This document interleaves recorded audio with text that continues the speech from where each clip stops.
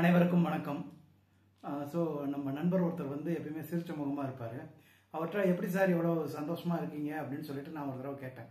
அவர் கேட்டதுக்கு சொன்ன, சார் நம்ம முழிச்சிட்டு இருக்கும்போது பெரும்பான்மையான நேரம் நம்மளுடைய வேலை செய்யக்கூடிய இடத்துல தான் இருக்கிறோம், நம்மளுடைய ஒர்க் பிளேஸில் தான் இருக்கோம். அந்த இடத்துல நம்ம மகிழ்ச்சியாக இருந்தோம்னா நம்ம வந்து எப்பயுமே சந்தோஷமாக இருக்கலாம்.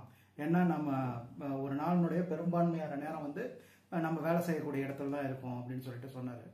ஸோ அப்போ நம்ம சந்தோஷமாக இருக்கிறதுக்குன்னு ஏதாவது வழிமுறைகள் இருக்கா அப்படின்னு பார்த்தோம்னா, ஒன்று வந்து பாசிட்டிவ் அப்ரோச். அதாவது ஆஃபீஸில் வந்து நம்ம ஒரு பாசிட்டிவ் அப்ரோச் நம்ம எப்பயுமே இருக்கணும்.